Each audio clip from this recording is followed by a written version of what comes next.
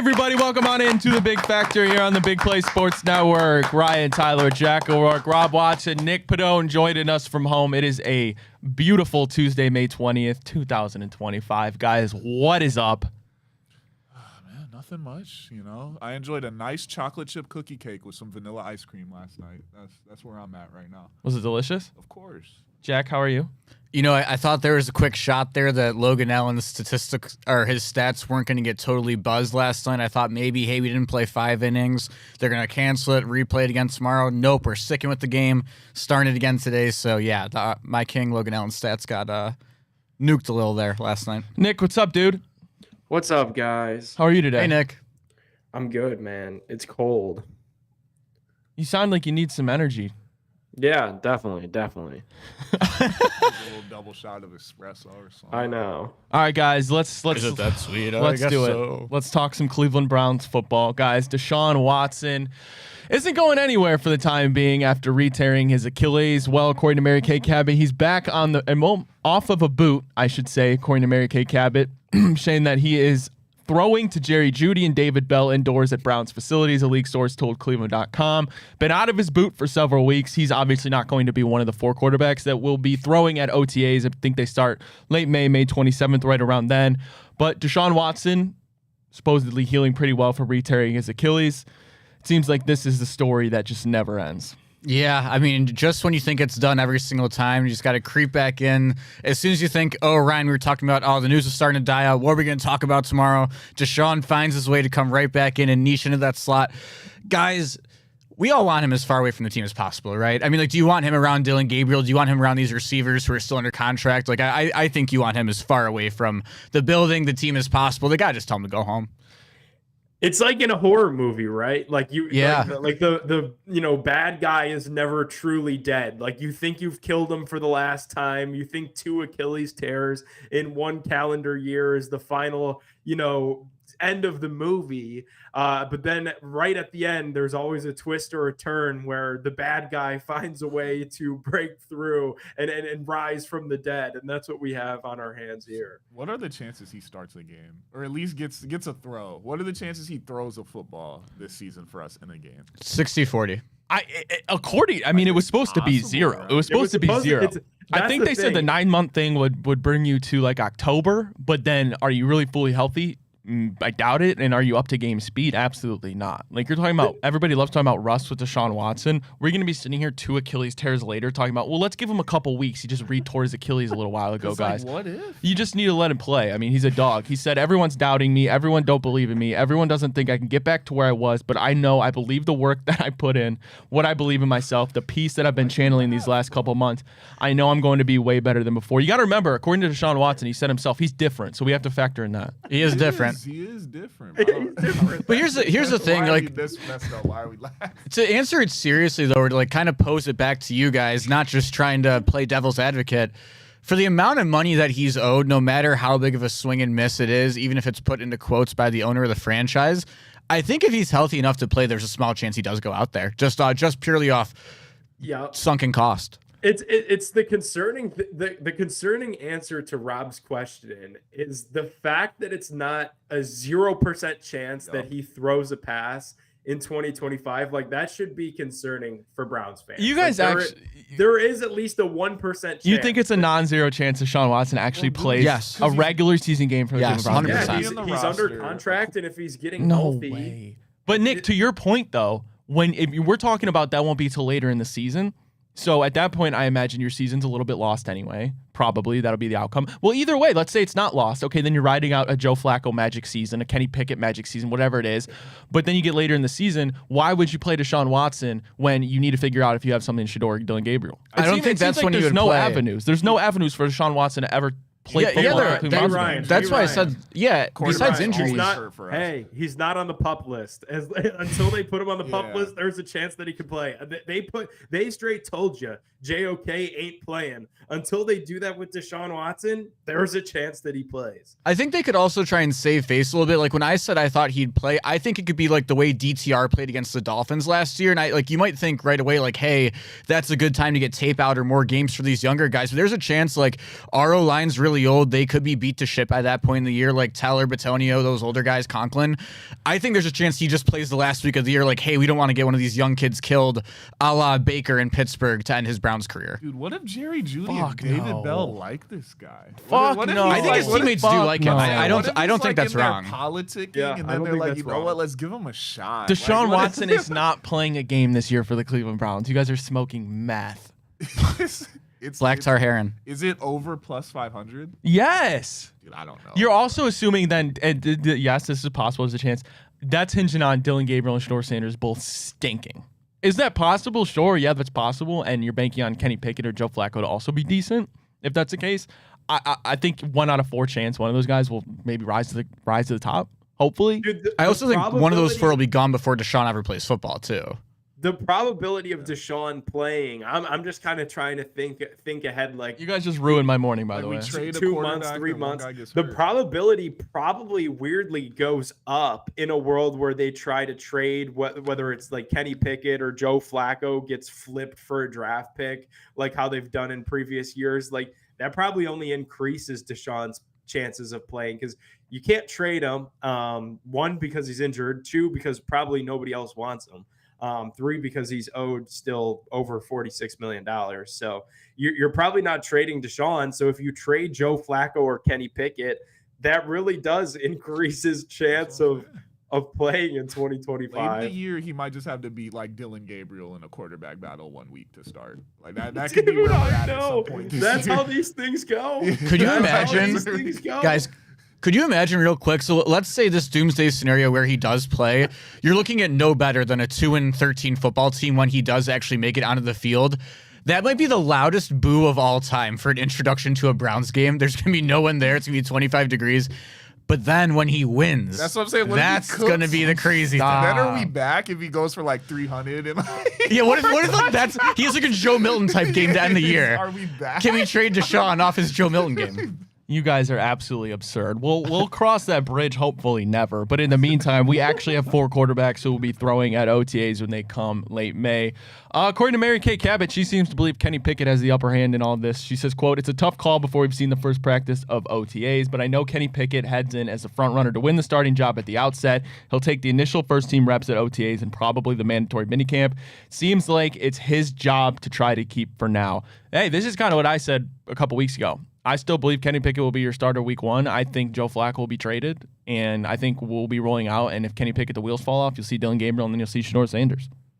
Yeah, I think it's shaping up to be that. And maybe they're doing this, they're going to let Pickett get practice reps, OTA reps, preseason reps with the ones because they're going to try to flip Kenny Pickett.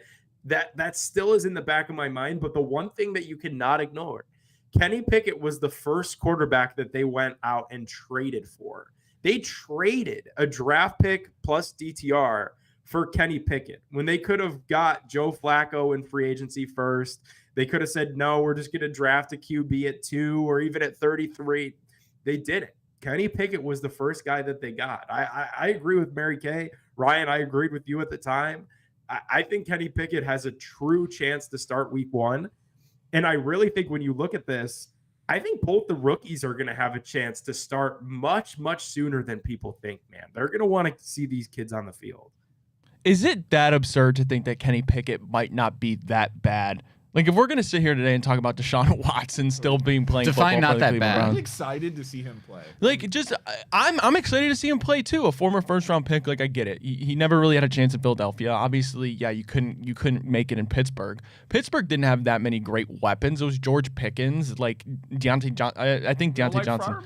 For a year. Yeah, Pep Yeah, Freiermuth this season. Deontay I'm not Johnson. saying the Browns have riches either for Kenny Pickett for him to throw to, but like I don't think it's absurd that we come out and Kenny Pickett looks decent. Like I'm not saying Kenny Pickett's as talented as Sam Darnold, and Sam Darnold went to a much better situation in Minnesota than he's coming into Cleveland. But I don't think Kevin Stefanski's going to ask him to do much, and I think it's possible he could pick up his West Coast system pretty easily and actually be a decent starting caliber quarterback.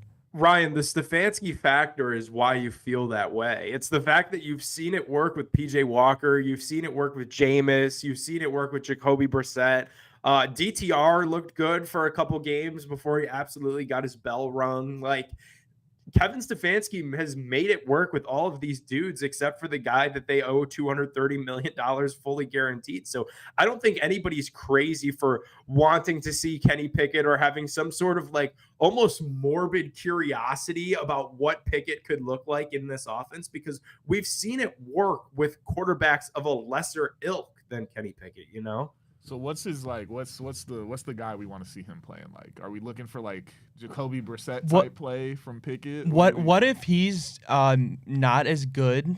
And I mean, take it for what you will. Some people don't think Brock Purdy's great, but like the typical game manager, basically what we were asking Deshaun Watson to be, and he couldn't even be that. If he's playing like Brock Purdy, I'd be ecstatic.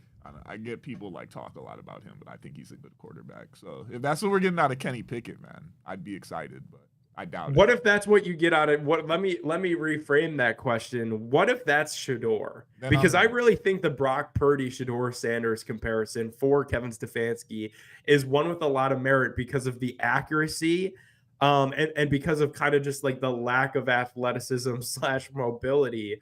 I really think they could turn Shedeur into Brock Purdy. And I would be doing every Browns fan backflips would do that. Every Browns fan would take that in a heartbeat. Yeah. A Brock Purdy type. That's all we've been asking for, to be honest with you, and we've just been in quarterback hell.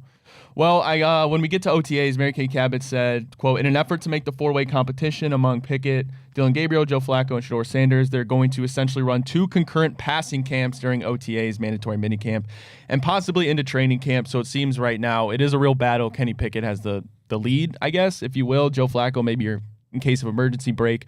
But what happens when we get to the bye? And I know it's week 9, and I know you guys are going to laugh at this. Let's say they're 4-4. You get to the bye, or whatever it is.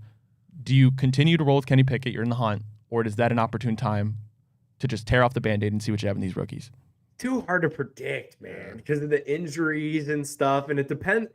So How like did we get there's there? so many different variants. Like how's the offensive line look? Yeah. How's the run game look? How are the receivers doing? Is he What's getting Pickett's carried? health? You know, like how did the rookies even look in camp, OTAs, preseason? Like there are so many variables. It makes it so hard to predict. Like the schedule game this year for the Browns is probably the hardest that it's ever been and the hardest that it'll ever be, because there's just so many moving parts with the quarterback thing.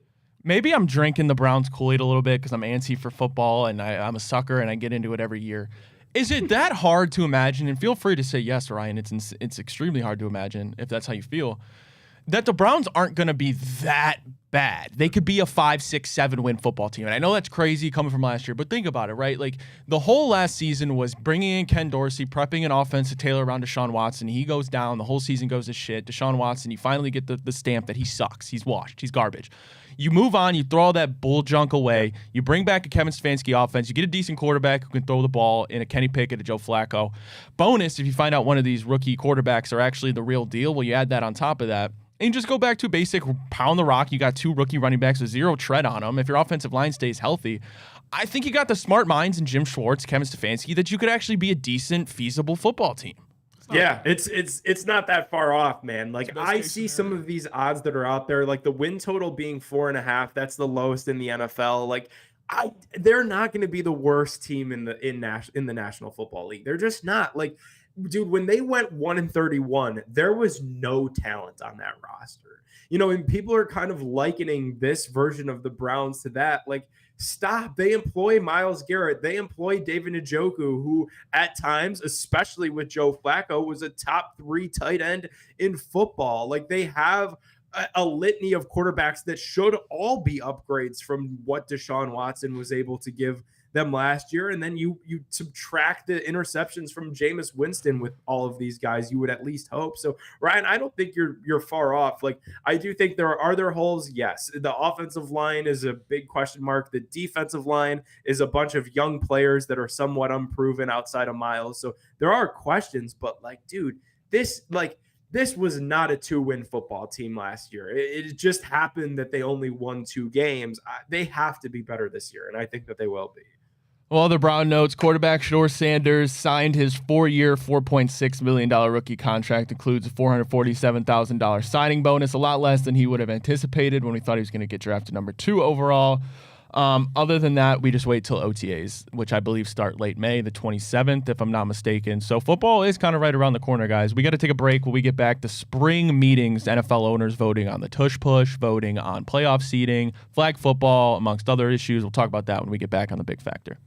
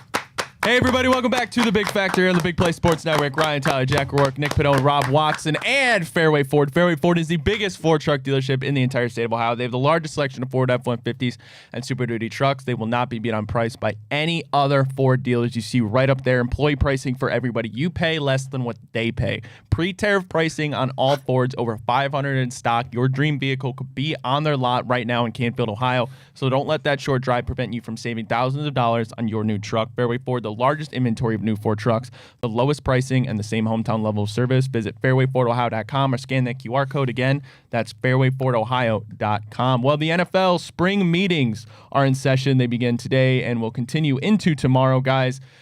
Takes place in Minnesota, Minneapolis to be exact. And it's kind of weird. They give out the hotel, Omni Viking Lakes Hotel. So I guess if you want to go snoop in on the owners' meetings, you can go ahead and do that. But the main discussion will be the tush push.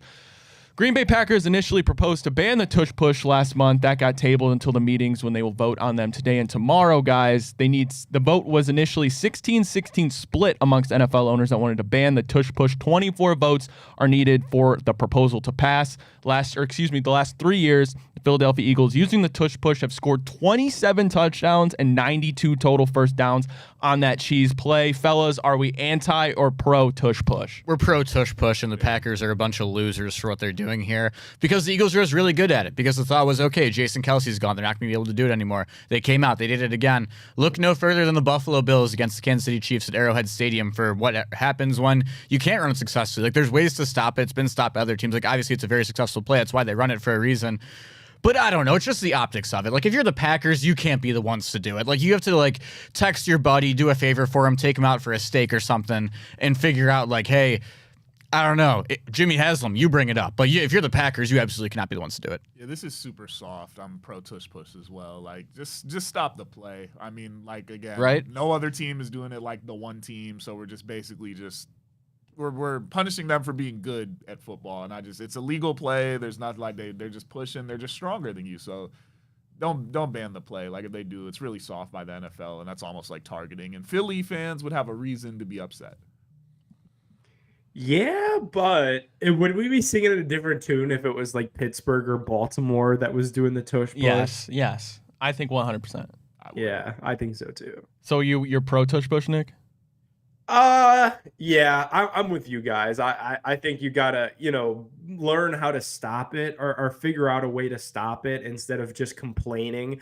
Is it a little bit of a tacky play? Yeah, because you're not really doing it. Like, it's not really a football play in the sense of you're not breaking that out on 1st and 10. You're not breaking that out on like 3rd and 3. Like it is a very niche specific thing.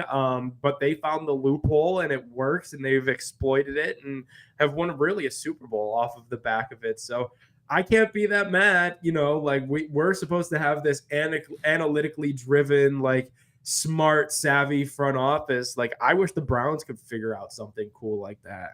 All right, well, the other issue that they will be voting on, the main one at least, is about the postseason and the seeding. Detroit Lions, basically, they said a month ago as well, it got pushed to today and tomorrow for the voting.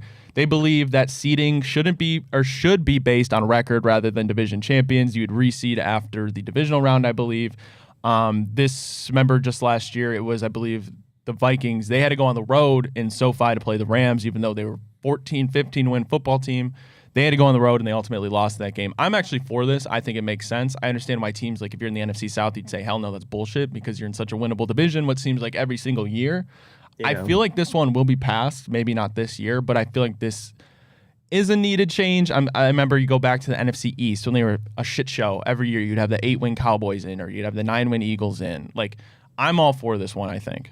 Yeah, it's a weird one, I think, because it does call into question like how much do the divisions matter? Like what does it mean if you're not going to get a home game off having a division? But I guess you could kind of go like baseball, where it's more of like, okay, you're getting a ticket to the dance now that you win your division, and that's big enough, right? Like you're getting in the playoffs, only 7 teams do.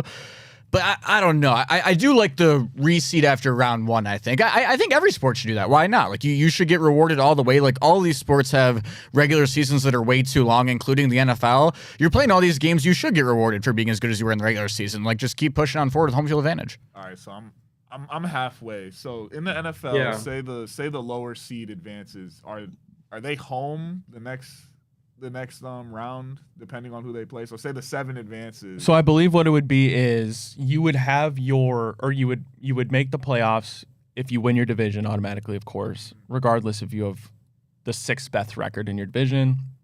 And then you would, essentially in the divisional round, you would possibly play a road game, I believe. No. It's so the first round wouldn't change no matter what happens. It's just reseeding after the divisional round. You just would re-rack every single time after is what it would be. Okay. I mean, for football, I guess that's fine because it's one game. But at the same time, like, if you're the lower seed and you do win that game, like I don't see why we punish them for getting to the playoffs and losing the game. But because of the one-game nature, I do understand the wanting to reseed, and the team that had the best record should be playing the lowest seed team every time because they earned it. And football is way different because the regular season matters more. For other sports with the series, you're both going to play home games. It's a whole other different thing. So I don't think, like, if basketball was reseeding because the 8 seed advanced, I would say that's kind of fluke because they just beat the best team in the league in a 7-game series. You deserve it. But I say the NFL should do it. I would agree on this one. The one like thing that I keep getting hung up on is the fact that, like, I feel like the NFL playoffs are probably like the most put together of all of the professional sports. Like it just makes the most sense when it's playoff time. So I hate the idea of tweaking with it, with any of it, because then it just gets confusing. It always takes a couple of years to like get accustomed to it. Like think about like the college football playoff that we just lived through with like the 12 teams. Like that was it just felt so different throughout the whole. I don't know. Call me a traditionalist. Old man yells at cloud. Like I think when they added the one last wild card team, I thought that like perfected the NFL playoffs. Like I think it's perfect. I wouldn't touch it. So I'm trying to remember if this was if we were to apply this to last year. So the Washington Commanders beat the Buccaneers and the Vikings. So let's say the Vikings would have beat the Rams, and let's say Tampa Bay would have beat Washington, because Tampa Bay that was in Tampa Bay. So then those two teams would have met, I believe, and that would have given the Vikings home over Tampa Bay. I just think as long as you get home field, it shouldn't matter. I will say this, though. This would make... Wait, explain it again. Sorry. So the Vikings, who went as a wild card team... Yeah, they were they were the first wild card, if they would have beat the Rams, who are the NFC South champion, then the next round, they would have had the Vikings would have had a home game, because you would reseed after that divisional round. They would be the 2 seed now. Yes, I believe so. See, I don't know that I like that, man. Yeah, like, actually, yeah. Wait, what? Dude, like think about like the last couple. I maybe it's a poor example, but like the last couple years in the AFC, like the Chiefs have just dominated. The playoffs run through Arrowhead. Well, that's what you get when you dominate the regular season, and when you're that good. Yeah, it runs through you. You're the best team in the league.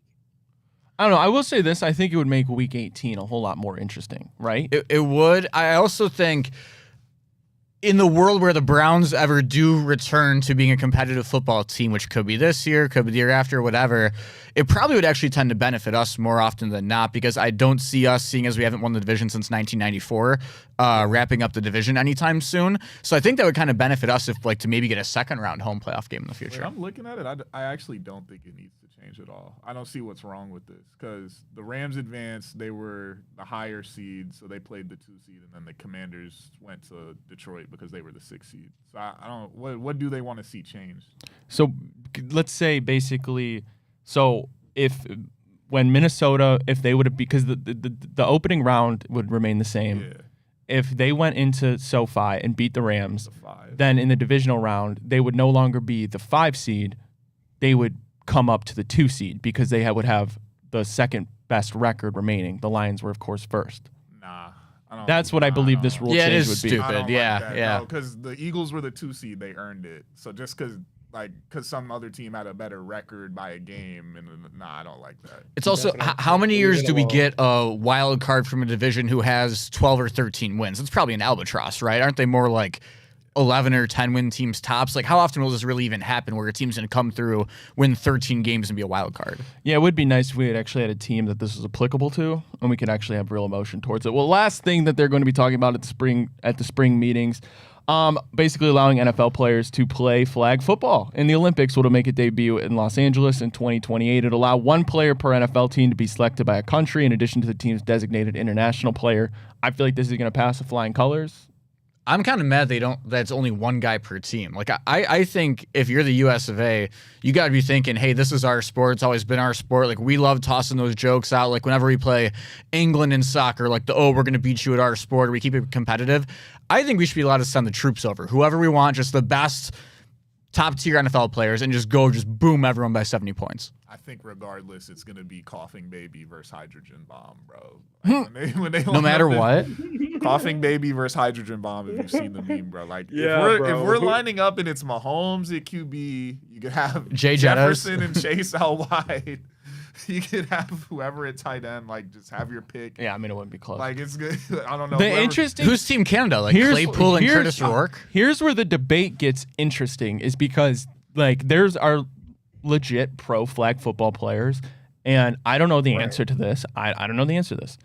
They say that they're better than NFL athletes. Like, it's a different type of game. Like, they say that they're better than NFL athletes at flag football. I saw the dude who's like the go to the sport. He's different. Like, he's like out there running, and he's like doing, like, he gets, like, the way they maneuver is different. It's not just like regular football. But say you're putting, like, Mike Evans out there, like, it won't matter if he's really good at dodging people, because you just drop back and throw it up, he's going to catch it on whoever's from South Korea or whoever they're So playing. we're not. Yeah, I mean, if Cam Chancellor comes across the middle, I don't give a shit how good you are at doing this little thing, you know? Well, no, because he can't. It's not like you can just. Oh, Cam Chancellor doesn't give a shit. He'll pull the flag and then knock him down. Nah, like, the defenders might need to stay like people who actually know how to play flag football to an extent. Yeah, I thought that too. You'll need I thought that too. I really did. I think the defense of this is where things get, like, the most interesting, and that you need, like, some special, some specialization. Because I think on offense, it's pretty easy. It's just the biggest arm. It's the guy that could get up the highest to go catch it. Like, but defense is where things will get fascinating. Can you guys imagine how generational the Justin Gilbert selection would have been if it was flag football and you didn't have to make contact or learn plays? Like, he just had to just run one-on-ones. Wow. Who are you guys most? Who do you most want to see play in this? Tyreek Hill. Tyreek Hill, 100%. Who's pulling Tyreek's flag? I think because Tyreek's gonna be older though. It's still in 3 years. Like, not knowing how to play. That's true, but Tyreek's still gonna be different. They still gotta guard him. Like, on the route, like, how he's just gonna it'll be a cheat code, bro. I don't see how. That's an Olympic sprinter just running out there. Judkins is gonna go crazy in it too. Mine is Mahomes. Like that's gonna, because Mahomes, like, 2028, Mahomes will be, early 30s. Is it going to be Shedeur? Shedeur could be the quarterback. Shedeur is going to be Shedeur leading USA. Captain America, baby. Wait, hold on. Not for the joke, but would Lamar Jackson not actually be like an insane he would. football Yeah, he would. Just to run, I think he would do it for the memes I'm saying too. just give him the ball. Who's actually touching him? Oh, it would be How dirty. many QBs are they like rostering on this thing? I wonder. I would. You know what they should have to do? They should have to take an actual backup quarterback, though. Like, I think it'd be cool if they had real, like, if like Brock Osweiler. Nah, bro, they're instead playing of for Joe Burrow. gold. They're playing for gold. Run, because if not, Lamar. Definitely not. I don't know the rules. I wonder if it's like I can't imagine. like if they rush after a certain Jalen Milroe's been I would eliminated from roster contention Lamar for the Jackson USA as a quarterback spot. running back and just give him the ball. Maybe one day we'll put together our dream USA would football just- team I with would one just player watch from him each. cook. All right, we got to take another break. When we get back, this is where it gets fun. Koby Altman's end of season presser, a lot to take away. He made a Jared Allen comparison that I'm very curious to see what Rob has to say about that. We'll talk about that when we get back on the Big Factor.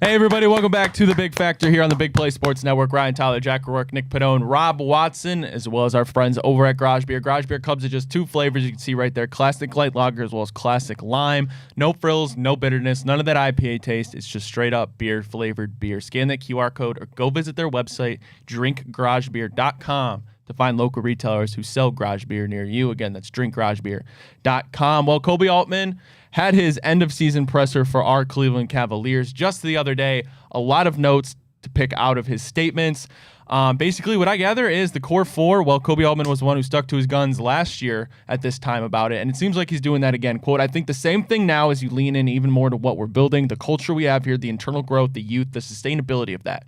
I think there's a championship window that we have here that's wide open, and that's one that we're going to try to pursue. He also mentioned teams such as the Thunder, Celtics, and Denver Nuggets as an example of organizations that have benefited in the recent past from sticking to the course. It seems like the core four, at least right now, is potentially going to be run back. We knew that was a real possibility, and right now it seems like that's the way it's going to go.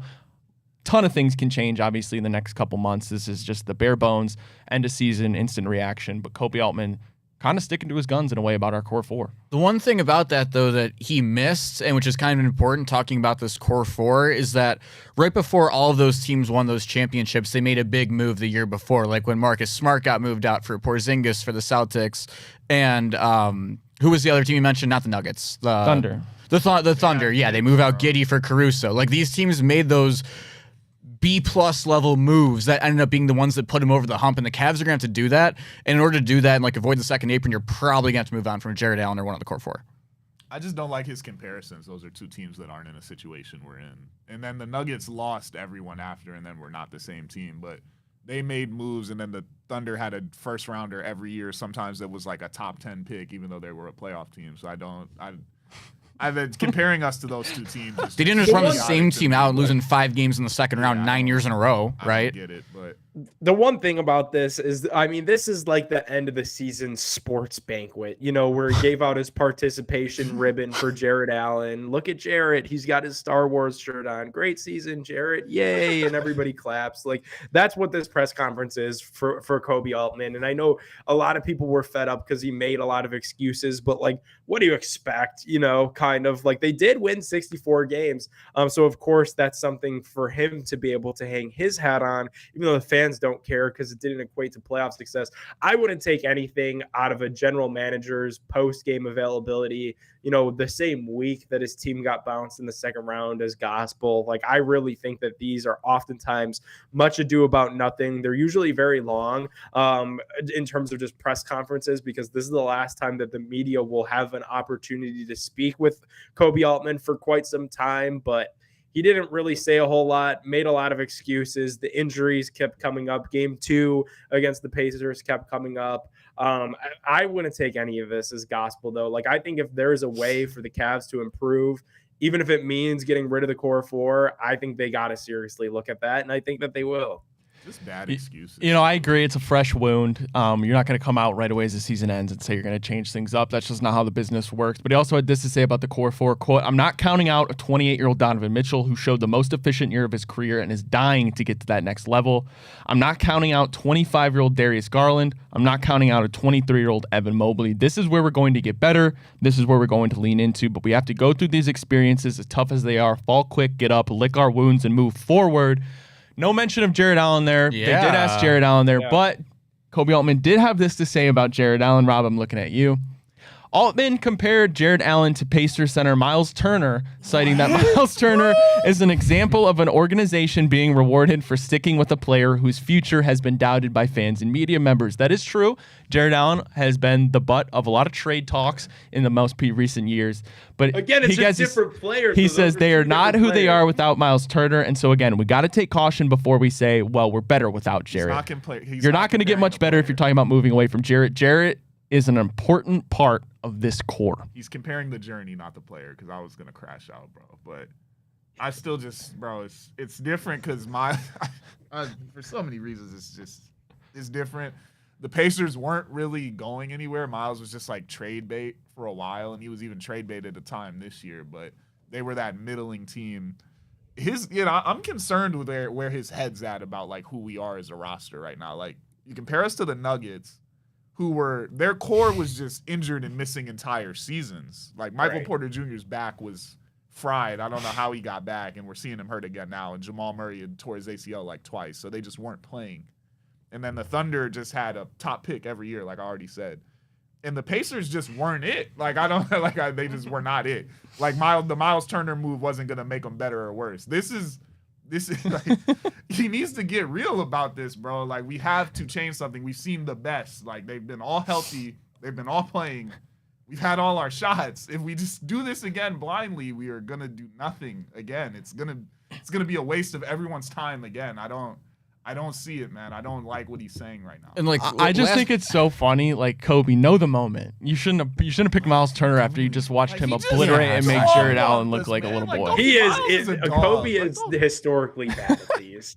He just goes up there and doesn't do a great job. I'm shooting him bail because at least he was like saying it was their journey as players. But like, what is Miles continue to develop? What are we going to see differently from Jared Allen now? What more can Jared Allen possibly develop? Like, and maybe I'll be wrong, and if I am, I'll put my hand up and say it. But like, what does Jared Allen have left to develop here? Especially because we continue to talk about the mental toughness. I mean, we've been talking about that for 3 years. Like, I don't think you're going to develop the mental toughness, and I don't think he's going to come out next year shooting the 3 rock like Miles Turner does. So it's a moot point. It's just a bad comparison. Yeah, Miles made his jump at 26 years old, and I'm pretty sure Jared. We've surpassed that, bro. Yeah, like I don't get what we're doing. He's not making this huge leap now, bro. He's like, I don't get it, man. The way he's saying it too, it makes no sense. And like, I totally get that Koby Altman is trying to keep the car straight on the road and stuff. No pun intended, actually. But but with him, like, you saw this happen. This was the issue last year. It ended up being the graphic. Like, the lights were too brighter than expected. You can't run it back again. Like, the fool me once, shame on you. Fool me twice, that's on me, right? You can't let it happen a third time under any circumstances. Yeah. Oh, man. Well, it seems like, Dean Wade is going outside the core 4 here. Dean Wade and core under contract. Unlike Keith, they'll be moved. Max Strus probably not moved. But 2 guys, Ty Jerome and or Sam Merrill, you could see them potentially parting ways with in free agency. Any preference? Bro, how about Ty Jerome wasted no time. Change the Twitter pic, change the IG pic. Oh, I've seen that movie before. Is it no jersey? Is it a different team, like a different part of his career, or just like a still shot? He had the character. It was the character of him doing like the chill guy, like animation. Like what we did with him when he was in studio, like the hands in the pockets with the Cavs jersey on. He changed the profile pic to I believe it was when he was on Golden State. Is the profile pic? It's just him with a bag and a basketball, bro. He's gone, but like I don't. So if we're not moving off anyone, we're really not going to make any moves because we would have to get rid of some. Will CPJ be the backup point guard? So what will we potentially get rid of Ty Jerome? How do you feel about Sam Merrill? I was assuming we were going to get rid of a couple of people so we could actually like make some moves and have like a mid-level exception or something. Like, are they just really like we're locked? Do we have any picks, Nick? Not until 2030. I mean, dude, we're fried, man. Well, yeah, we can't trade a pick until 2030. We can't even trade a pick? No, man, not till 2030. Yeah, you're fresh out of really picks have to trade. To run it back, bro. Unless we could like get someone to really like. Unless like you could really sell somebody a dream on Jalen Tyson or Jared Allen, bro, or Amani Bates. Let me tell you what Dean Wade can do for your basketball club for $6 million next year. Well, doom and gloom, guys. We got to take another. This Isaac Okoro guy. If he ever learned how to put the ball in the hole, we got Michael Jordan written all over. He scored more points than Ty Jerome. Could we see a reunion with Karis LeVert? Nobody knows a free agent. How are we gonna actually, yeah, we could see Karis LeVert, but Larry Nance Jr. could be a cheap backup center. I was looking at that. Patrick Starr. Been calling for that. I would like that. Yeah. I would much like that. Again, it's. And I'm going to sound like such a Jared Allen hater, and I'm really not. Like, I like Jared, and I think that he's a good player, and he would serve a purpose somewhere else. Yeah. It's just that I want to see Mobley unlock, and that's not happening with Jared Allen in the way. I would much rather have no Jared Allen and have Mobley run the 5 and bring Nance off the bench. Rob, I did see your Roy Hachimura trade get floated out there, though. Dude, today. I would take it. Rui and Dalton. I Jared, said that, yeah. bro. Nick, I laid Lakers out trades get their big that you're man. going to hear. Lakers get their big man. We get a little bit younger. I'm telling you. More athletic. Way more athletic. Nick, I'm telling you, there's team. You just got to find a team that needs a center or a point guard, and we could scam and get like 2 players that'll be serviceable, and we could just move the whole team around and be all right, bro. I'm telling you. It's going to be a long offseason. We'll see what they do. That would be funny to watch Jared Allen go play with LeBron. All right, we got to take a break. When we get back, pretenders or contenders? What did ESPN label the Guardians? I'll tell you when we get back on the Big Factor.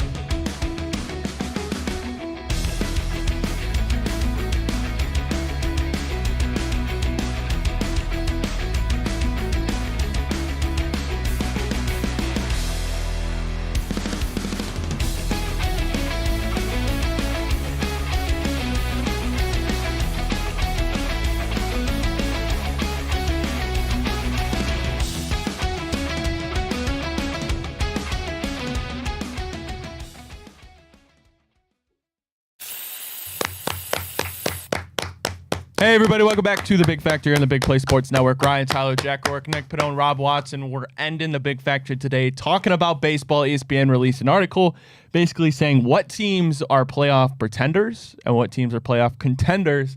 Guys, I don't think I have to tell you the answer. I think you probably already know where ESPN is leaning with this. Cleveland Guardians 25-21, but an expected 19-27. We talked about the horrendous run differential yesterday.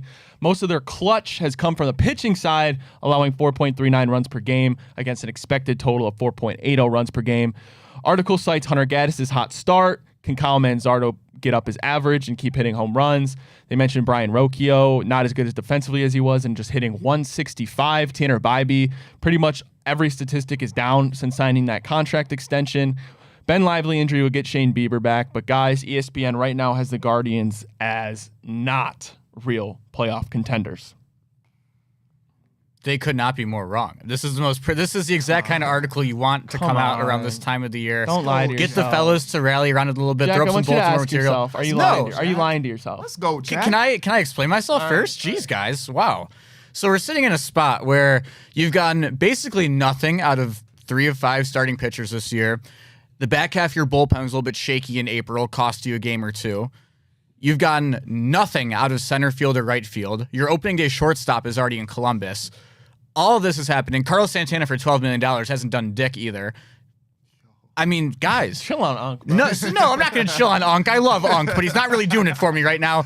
Guys, that's the thing, though, is with all of these things happening, this team is still finding to win ball games against a more difficult part of their schedule this past month or so, and you're still hanging around in contention. Like, if you get Shane Bieber back, if you get David Fry back, if one of these guys who hasn't been hitting yet starts hitting, if you get Chase DeLauder in a couple of months, I mean, you get Ben Lively back in a little bit, and God forbid, for $9.5 million, Tanner Bybee starts to turn around his underlying metrics a little bit. I think it's more than possible. And don't forget, we play in the AL Central, so we're still going to get to see the White Sox a couple of times a year. I think it's still a wild card team. You're also asking for a lot. You're asking Shane Bieber to be dominant when he comes back. You're asking Luis Ortiz to be great. You're asking, not great, but you're asking Gavin Williams to keep it together for a full season. And the hitting outside of Jose Ramirez and Steven Kwan has not been great at all. Dude, you mentioned, go ahead. Not even though in a way, because well, you're right, in a peak like this team actually competes for the big gold trophy in October. Yes, all those things absolutely have to happen, Ryan. Fair. But just to make the playoffs, we've seen it year and year again. Like, this team had no consistent starting pitching last season. Ben Lively, Oscar DeCharlie, Cleveland Guardians' best starting pitcher last year. That should probably never be the case. He was a guy you signed to a minor league invite in the offseason. And the lineup basically for the last 3.5 years has been some combination of Jose, Kwan, and Josh Naylor, or maybe someone else will pick it up and be the third guy depending on the year. Right now, that's Kyle Manzardo. This team doesn't need a whole ton to make the playoffs, it seems, over the past couple of years. But like, when you're getting just such the base level zeroness, nothing that we've gotten out of guys that we're really relying on so far this year, if you're getting any of that back, it's got to give you some confidence, right? Yeah. And also the Tigers, you know I love the Tigers, Ryan. You know I'm a Tigers guy. I was on them last year to make the playoffs early on. Even what they're doing, and it's starting to fall off a little bit, not totally sustainable. The Royals do not have the starting pitching. That is fake. Just wait on it. And the Twins, we're taking 2 or 3, brother. I guess, Jack, I'm just sick and tired of making the playoffs isn't enough anymore. I'm tired of getting my ass spanked on national television against New York Yankees. Unless $400 million falls out of the sky into Paul Dolan's lap, then we're going to be doing this for the next 30 years and hoping to pull out one. Even if it were to, I don't know if that's changing anything. Yeah, no, until we start spending quadruple the money, this is going to be the case. You mentioned the Guardians' tough stretch. Well, this is where we're going to find out how good they really are or aren't over the next month. Starts with the Minnesota Twins. Starts with the Minnesota Twins, a series. Then you got the Tigers. Then you got the Dodgers, Yankees, Astros, Mariners, and Giants. Jesus Christ. We're going to find out if the Guardians are frauds or not. I mean, this is when you throw up the Jon Snow Battle of the Bastards and tell them to bring it on. I mean, this is what you want. A decent portion of those games are at home after the next 7 days. Let's get that building absolutely rocking for this ball club. I mean, why not us?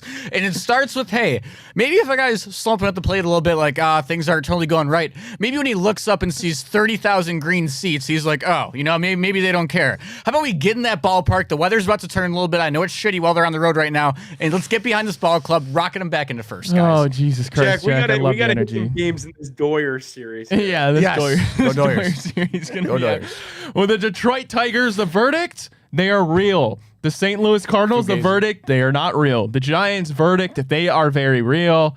The Athletics, not real. That's the article for ESPN. The Guardians. Dude, they didn't have a home. How are they going to make the playoffs? I don't know, Jack. Oh, well, guys, I guess we'll find out any other pressing matters before we wrap this bad boy up. Real quick, I would just like to shout out Frank the Tank's hatred of Juan Soto. I think that's been the funniest development of the internet over the last day and a half. Juan Soto, I mean, he's got the 828 OPS, not like he's playing bad baseball by any stretch of the imagination, but for 15 years and a couple brink trucks worth of money, probably wanted more out of him with runners in scoring position, and just watching all this unfold has been really funny for me. And it's not that I don't love Frankie Lindor, it's just that I don't want to see him win before we win, so I kind of love the Mets unraveling a little. Fair enough, Jack. Excellent analysis, my friend. All right, we got to head out of here. Appreciate everybody tuning in to The Big Fact on the Big Play Sports Network. Huge shout out to Fairway 40. Huge shout out to Grouchy. Here's shout out to Jack for the Game of Thrones reference. In the batting stance. And the Battle of Bastards. Perching the wing on the mount just like it's a veteran move.